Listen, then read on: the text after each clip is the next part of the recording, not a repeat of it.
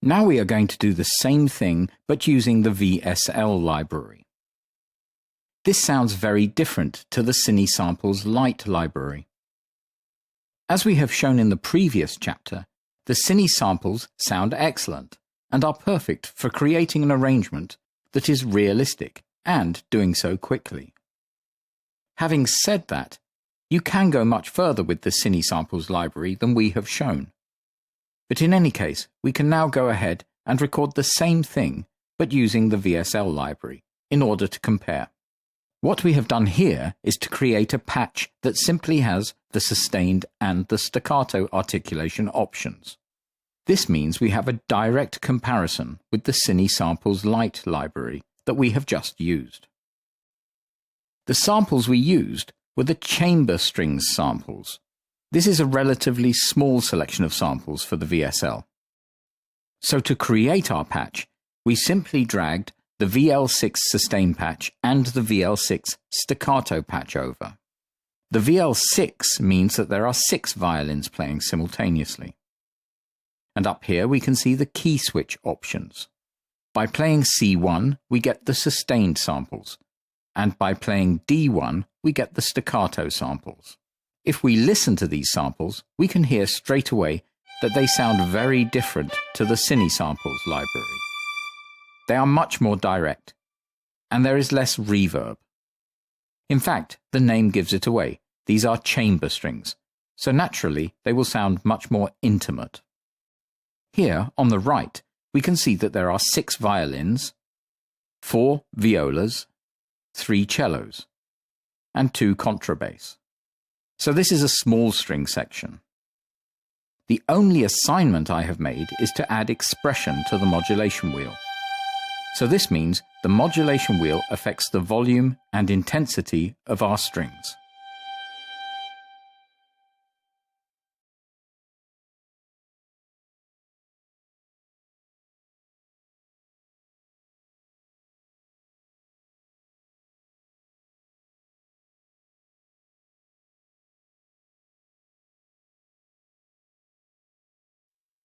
Another thing we have had to do is to set up our instrument panning. The basic patches that we dragged over don't include panning in their setups. If we loaded a preset, they would, but as we have built our own preset, we have to take the time to pan the individual instruments ourselves. In the advanced settings here, we have the power pan option, and I have set the first violin slightly to the left, the second violin slightly behind the first violin, and then if I open the viola instrument, we can see that it is panned centrally to the front, and so on. We have also added some reverb to the overall sound, but certainly there is less ambience than in the Cine Samples example. But it suits this somewhat smaller orchestral setup. One difference of note is that the VSL legato or sustained strings respond to MIDI velocity.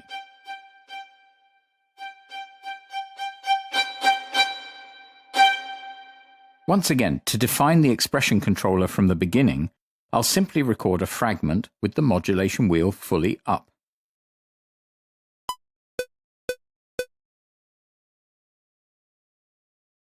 And the next thing I'll do is to slow the tempo once again down to 90. Obviously, with velocity control of the legato playing, you have more dynamic possibilities when playing the music in. Having said that, it also opens up the possibilities to making more errors in how you perform the dynamics.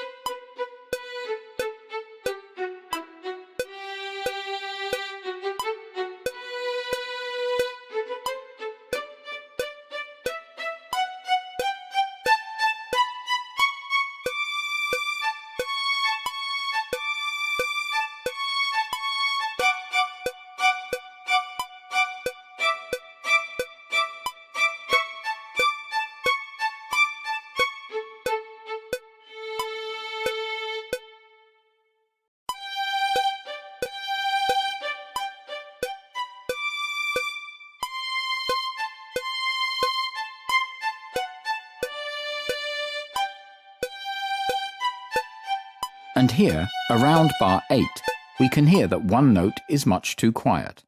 So I will simply edit the MIDI data and bring the velocity up somewhat.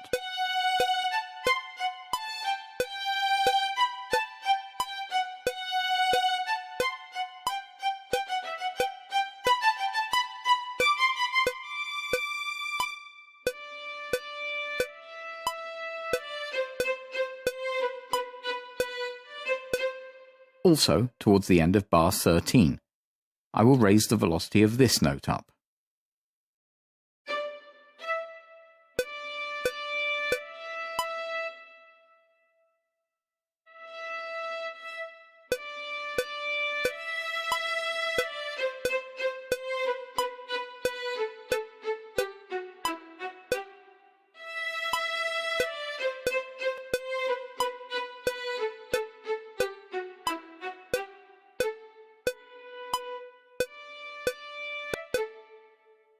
And then, once again, at bar 17, there is a note that is clearly much too quiet.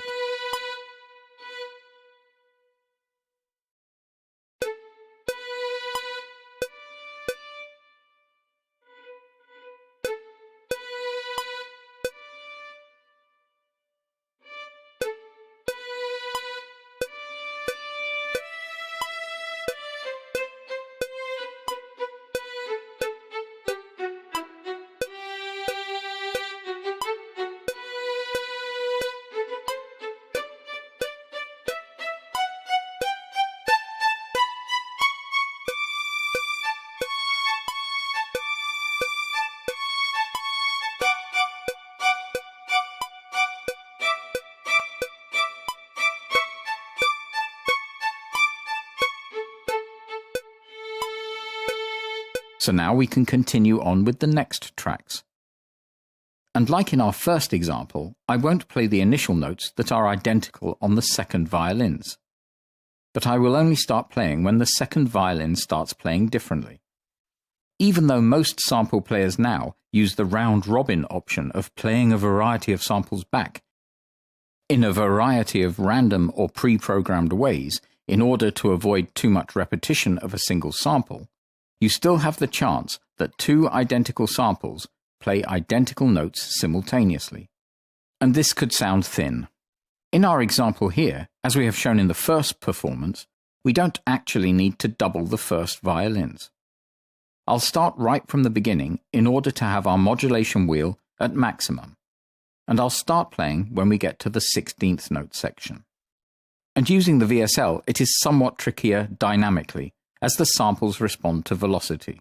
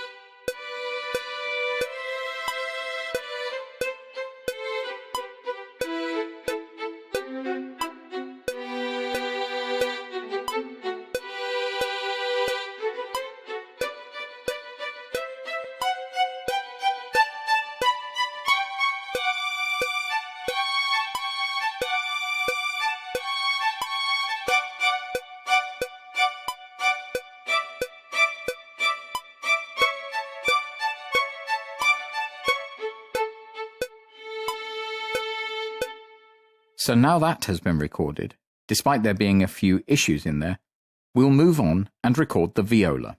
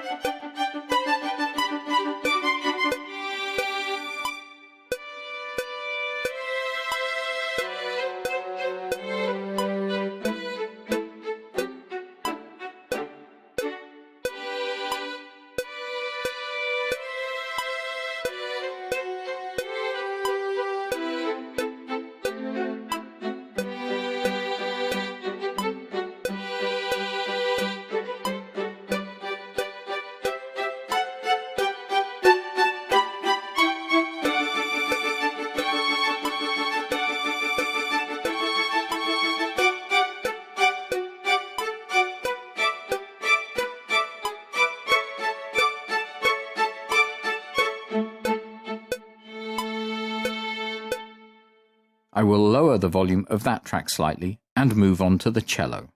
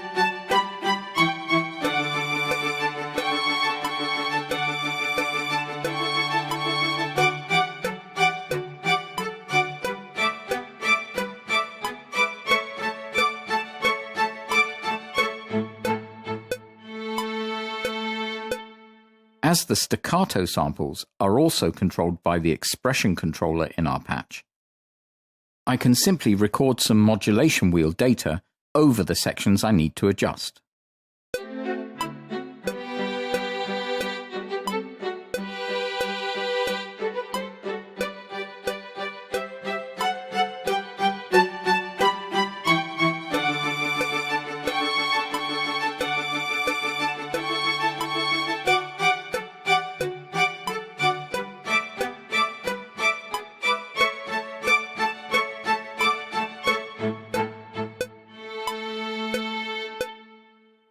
And now we can turn the click off and set the tempo back up to 120 BPM and have a listen.